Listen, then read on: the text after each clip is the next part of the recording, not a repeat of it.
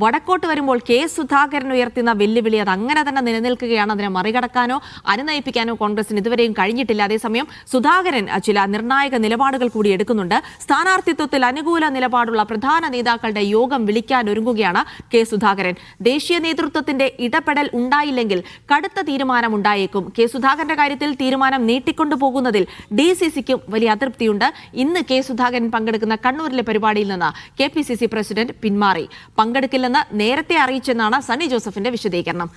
ബിജീഷ് ഗോവിന്ദൻ വിവരങ്ങൾ നൽകും. ബിജീഷ്, അപ്പോൾ കെ സുധാകരന്റെ ഇനിയുള്ള നീക്കം എന്താകും എന്നുള്ളത് തന്നെയാണ് രാഷ്ട്രീയ കേരളം ഉയർത്തുന്ന ചോദ്യം. തനിക്ക് അനുകൂലമായി നിൽക്കുന്ന നേതാക്കളുടെ യോഗം വിളിക്കുന്നത് വഴി ഹൈക്കമാൻഡിനെ കൂടുതൽ സമ്മർദ്ദത്തിലാക്കുക, അതുവഴി അനുകൂല തീരുമാനം ഉണ്ടാക്കുക എന്നുള്ള ഒരു നീക്കത്തിലേക്കാണ് കെ സുധാകരൻ കടന്നിരിക്കുന്നത്. അങ്ങനെയാണെങ്കിൽ തീരുമാനങ്ങൾ പ്രസക്തമാകുന്നത് അത് ഹൈക്കമാൻഡിന്റേത് തന്നെയാണ്. അതിനിടെ ഇന്ന് അദ്ദേഹം ഒരു സ്വകാര്യ പരിപാടിയിൽ കൂടി പങ്കെടുക്കുന്നുണ്ട്. ആ ഒരു പ്രതികരണം കൂടി ഇന്ന് പ്രധാനപ്പെട്ടതായിരിക്കും. പ്രതികരിക്കുകയാണെങ്കിൽ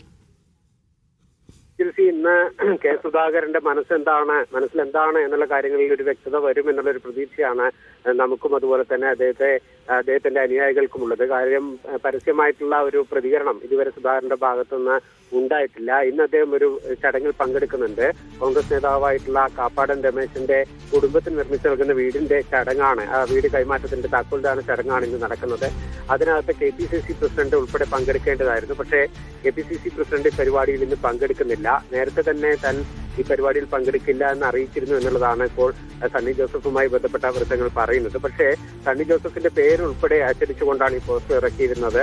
സുധാകരന്റെ ഈ സ്ഥാനാർത്ഥിത്വവുമായി ബന്ധപ്പെട്ട് ഉണ്ടായിരിക്കുന്ന വിഷയങ്ങൾ നിലനിൽക്കുന്ന സാഹചര്യത്തിലാണ് സണ്ണി ജോസഫ് പരിപാടിയിൽ നിന്ന് മാറി നിൽക്കുന്നത് എന്നുള്ളതാണ് നമുക്ക് ലഭ്യമായിരിക്കുന്ന സൂചന. ഏതായാലും 10:30 കൂടിയാണ് ഈ പരിപാടി. അതിനു മുൻപ് 10 മണിയോടുകൂടി അദ്ദേഹത്തിന്റെ വീട്ടിൽ നിന്ന് ഇറങ്ങും. ആ ഘട്ടത്തിൽ തന്നെ മാധ്യമങ്ങളോട് പ്രതികരിക്കാനുള്ള സാധ്യത നിലനിൽക്കുന്നുണ്ട്. ഏതായാലും അദ്ദേഹം നാളെ ഡൽഹിയിലേക്ക് പോകുമെന്നുള്ളതായിരുന്നു നേരത്തെ പറഞ്ഞിരുന്നത്. അക്കാര്യത്തിനകത്തും ഇപ്പോഴൊരു അനിശ്ചിതത്വം നിലനിൽക്കുന്നുണ്ട്.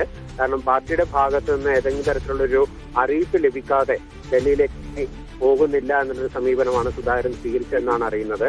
ഒപ്പം തന്നെ പോലുള്ള നേതാക്കന്മാരുടെ, അതായത് സ്ഥാനാർത്ഥിത്വത്തിന്റെ പേരിൽ അവഗണിക്കപ്പെടുന്ന നേതാക്കന്മാരുടെയും തനിക്ക് അനുകൂലമായി നിൽക്കുന്ന ആൾക്കാരുടെയും ഒരു യോഗം കൂടി വിളിച്ചു ചേർത്ത് ശക്തി പ്രകടനം നടത്താനുള്ള ഒരു നീക്കത്തിലേക്കാണ് സുധാകരൻ പോയിക്കൊണ്ടിരിക്കുന്നത്. വലിയ തരത്തിലുള്ളൊരു സമ്മർദ്ദം കോൺഗ്രസിനും തന്നെ കോൺഗ്രസിന്റെ സംസ്ഥാന നേതൃത്വത്തിനും അതുപോലെ തന്നെ ദേശീയ നേതൃത്വത്തിനും സുധാകരന്റെ ഭാഗത്ത് ഉണ്ടാകുന്നു എന്നുള്ളത് യാഥാർത്ഥ്യമാണ്. സുധാകരന്റെ വാക്കുകളിലേക്കാണ് ഇനിയിപ്പോൾ കോൺഗ്രസിന്റെ നേതൃത്വം ശ്രദ്ധ കേന്ദ്രീകരിക്കുന്നത്. കാരണം സുധാകരൻ എന്ത് നിലപാട് സ്വീകരിക്കുമെന്നുള്ളത് ഈ ഘട്ടത്തിൽ വളരെ പ്രസക്തമാണ്. അദ്ദേഹത്തിന് സ്ഥാനാർത്ഥിത്വം നൽകുന്നതിനകത്ത് വലിയ തടസ്സങ്ങൾ നിലനിൽക്കുന്നുണ്ട്. ഒന്ന് MD എന്നുള്ള സാഹചര്യം നിലനിൽക്കുന്നു. ഒപ്പം തന്നെ കെ സുധാകരനെ ഈ ഘട്ടത്തിൽ പരിഗണിച്ചിട്ടില്ല. പിന്നീട് സമ്മർദ്ദം ചെലുത്തി അദ്ദേഹത്തിന് സ്ഥാനാർത്ഥിത്വം നൽകുന്നു എന്ന് വന്നു കഴിഞ്ഞാൽ അത് മറ്റു പല നേതാക്കന്മാർക്കും ഇതിനുള്ള ഒരു പ്രേരണയായി മാറും എന്നുള്ളൊരു വിലയിരുത്തലുണ്ട്. അതുകൊണ്ട് തന്നെ നേതൃത്വം സുധാകരനെ ഇനി പരിഗണിക്കേണ്ടതില്ല എന്നുള്ളൊരു സമീപനം സ്വീകരിച്ച് മുന്നോട്ട് പോകുമ്പോൾ അതിനെതിരെ പ്രത്യക്ഷത്തിൽ എന്ത് നിലപാട് സ്വീകരിക്കുമെന്നുള്ളതാണ് ശ്രദ്ധേയമായിട്ടുള്ളത്. ഏതായാലും കോൺഗ്രസിനും അതുപോലെ തന്നെ നേതാക്കന്മാർക്കും അണികൾക്കും ഒക്കെ ചങ്കിടിപ്പേറ്റുന്ന നിമിഷങ്ങളാണ് വരാൻ.